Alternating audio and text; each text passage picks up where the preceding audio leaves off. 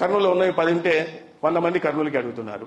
మొత్తంలో 80% ఈ స్టేట్ లో ఉన్న వాళ్ళందరూ మమ్మల్ని ట్రాన్స్ఫర్ అడుగుతున్న వాళ్ళు, అసిస్టెంట్ నుంచి అసోసియేట్ ఈ ప్రొఫెసర్స్ దాకా. మా డిఎంఈ గారు 80% ఎక్కడికి అడుగుతారు డిఎంఈ గారు?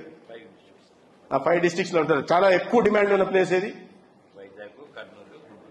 అంతే, వైజాగ్, కర్నూలు, గుంటూరు. మిగతా ఎన్ని కాలేజీలు ఉన్నాయి? 18 కాలేజీలు ఉన్నాయి. మిగతా చోట్లంతా ఎక్కడి నుంచి డాక్టర్ తీసుకురావాలా?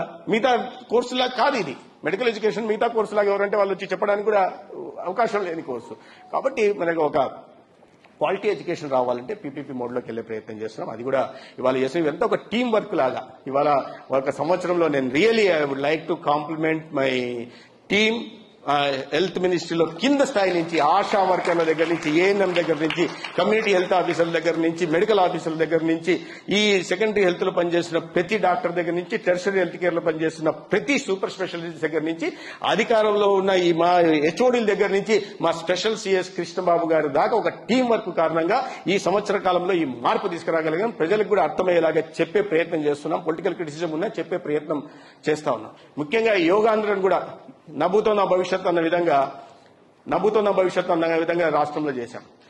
ఎక్కడో 1,47,000 మంది ఒకే సింగిల్ వెన్యూలు చేస్తే, అంటే మీరంతా అలోపతిక్ డాక్టర్స్ కాబట్టి కాస్త ఆయుష్ సిస్టమ్స్ పట్ల కాస్త మీకు వ్యతిరేకత ఉంటే ఉండొచ్చేమో, కానీ యోగా అనేది కూడా ఒక సైన్స్ అనే విషయం మనం అందరూ ఒప్పుకోవాల్సింది. అంటే మనం ఏవైతే ప్రివెంటివ్ హెల్త్ గురించి మాట్లాడుతున్నామో, ప్రివెంటివ్ మెజర్స్ తీసుకోవడం మీద మాట్లాడుతున్నామో, యోగా ఆ అవకాశాన్ని కల్పిస్తుంది. కాబట్టి అందుకే ప్రధానమంత్రి గారు ఇవాళ చేస్తే, మనం ఆ యోగా అనేది సైన్స్ కాకపోతే, ఆ యోగా కారణంగా లాభాలే లేకపోతే, శారీరకంగా మానసికంగా లబ్ధే చేరకపోతే, ఇన్ని ప్రపంచ దేశాలు వాళ్ళకి ఇండియన్ హెల్త్ మెడిసిన్ సిస్టమ్స్ గురించి తెలియని దేశాలు 190 దేశాలు జూన్ 21 యోగా ప్రాక్టీస్ చేస్తున్నాయి అంటే, బ్రిటన్ ప్యాలెస్ల్లో గానీ, అమెరికా వీధుల్లో గానీ, లేదా ఇతర ఇండియాలో సందుల్లో కూడా చేస్తున్నారంటే దాని ఉద్దేశం ఏంటంటే, యోగా అనేది మన జీవితంలో ఒక మార్పు తీసుకొస్తుంది. ఒక శారీరక ఆరోగ్యమే కాదు, మానసిక వికాసానికి కూడా దోహదపడుతున్న ఉద్దేశంతో యోగా అందరం చేస్తే నా అద్భుతం నా భవిష్యత్తు అనే విధంగా ప్రజల్లో అవగాహన కల్పించడం కోసం చేశాం.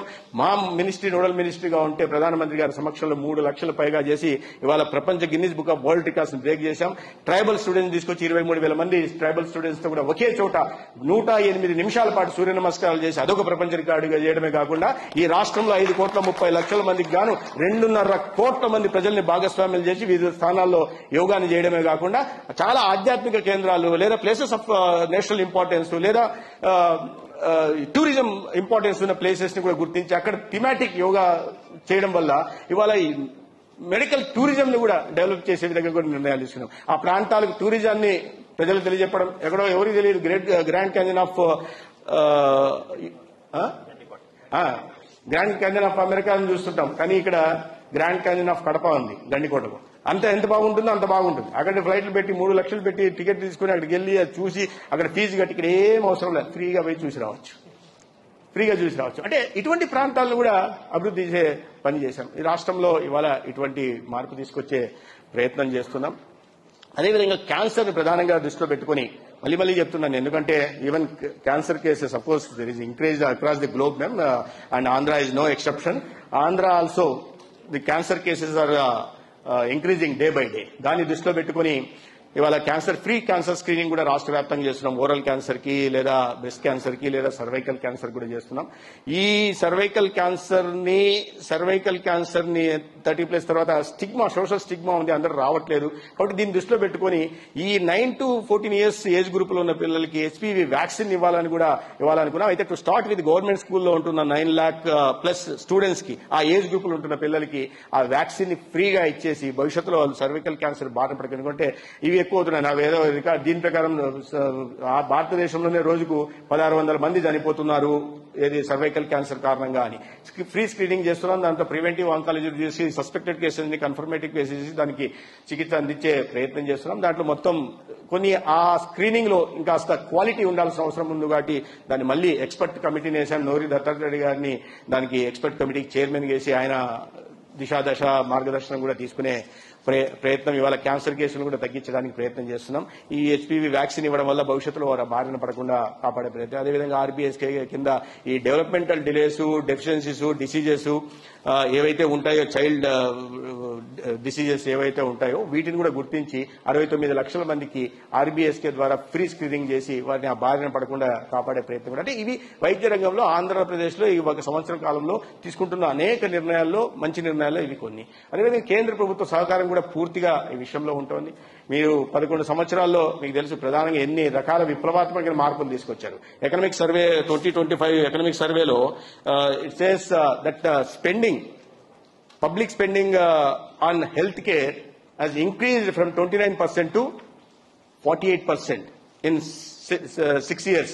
15 నుంచి financial year 22-23 కి 6 years లో public spending has gone up by 19%. 9 లక్షల చిల్లర కోట్లు అంటే మన జీడీపీలో 3.8 crores % జీడీపీలో మనం పబ్లిక్ సెక్టర్ నుంచి ఖర్చు పెడుతున్నాం హెల్త్ మీద.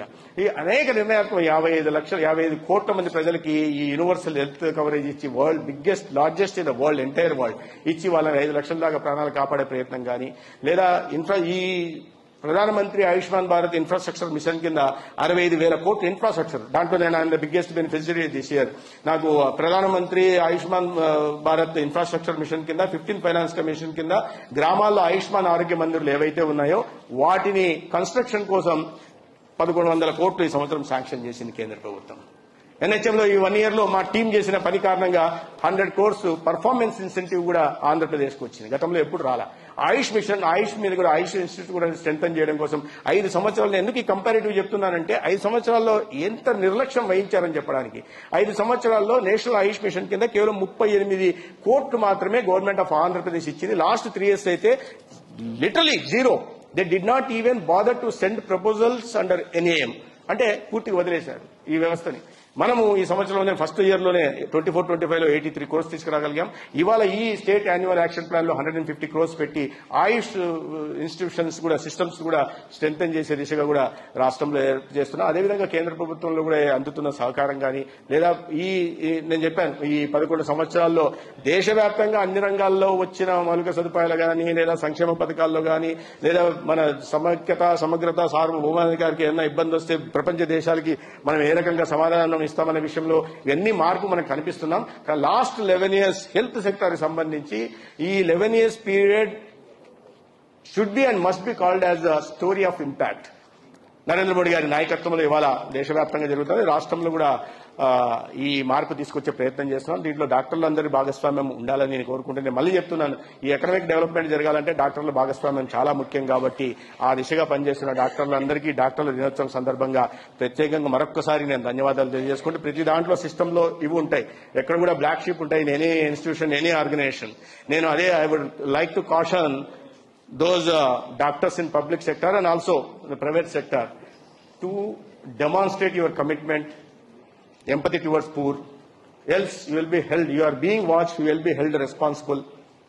You are accountable and you will be held responsible. ప్రభుత్వ రంగంలో మా అధికారం ఉంది, పెత్తనం ఉంది కాబట్టి డాక్టర్లను తప్పు చేస్తున్న డాక్టర్లను శిక్షించడానికి వెనకాడం.